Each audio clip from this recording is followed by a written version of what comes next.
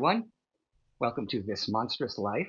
I'm Frank Dietz, and I'm going to start today by explaining the basic plot of a movie, and let's see if you can figure out what the movie is. Okay? It goes like this. The movie opens with an attack on the sea from a ferocious, unseen predator. The beaches are closed, much to the dismay of the local townsfolk. A parent is devastated to learn that their child has become a victim of the creature. The body count rises as the intrepid heroes race to destroy the menace that is terrorizing this quiet seaside community. In the last act, there is one final confrontation, and the great beast is blown to smithereens. Sound familiar? Sure it does. However, this is not Amity Island in the summer of 1975.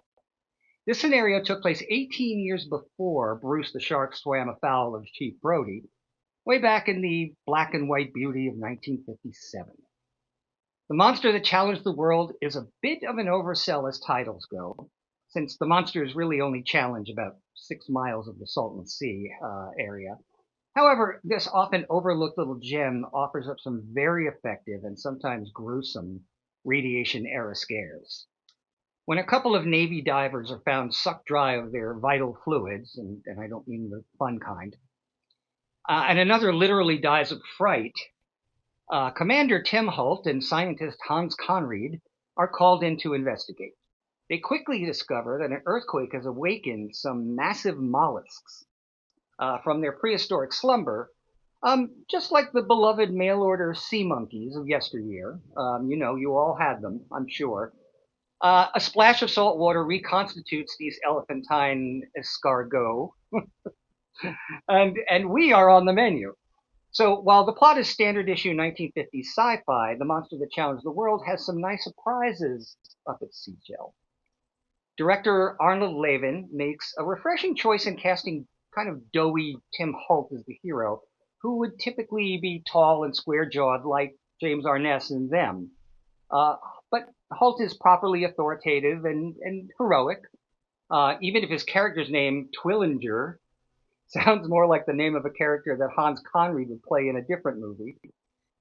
Conried himself is spot on as the science guy who explains everything and provides the time-honored sci-fi staple of showing a 16mm film about the lifestyle of the animals that have now grown to gigantic proportions.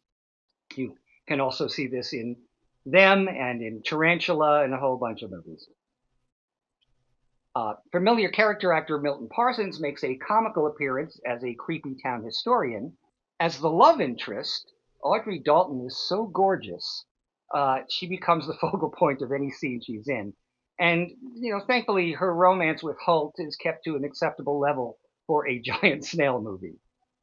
And that brings us to the real stars of the show, the supersized slugs that do all the titular challenging.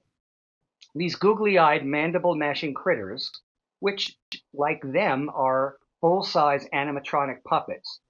They're very impressive as they chow down on the expendable cast members.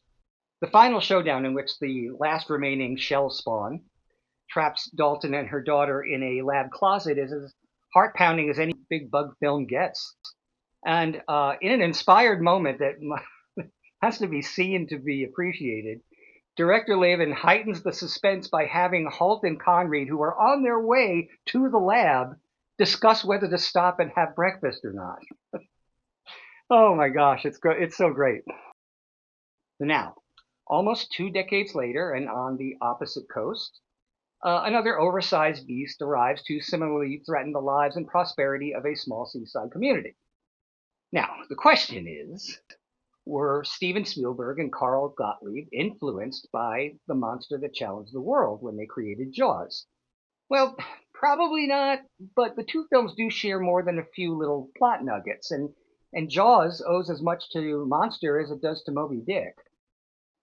While Monster was a modestly budgeted B-movie fit for the drive-in crowd, Jaws was a B-movie with an A-list budget. I mean, beneath all the really nice bells and whistles, Jaws is essentially a 50s monster movie, from the attack on the unsuspecting Chrissy to the big boom at the end. The script wisely discards the unsavory soap subplots of Benchley's novel, focusing on the engaging scene stealing between leads Roy Scheider, Richard Dreyfuss, and Robert Shaw. But the smartest thing that Spielberg does is put the audience in the driver's seat. The first shot after Chrissy's death is over Brody's shoulder, looking out, his POV, looking out at the ominously quiet ocean. From that moment on, we are Brody.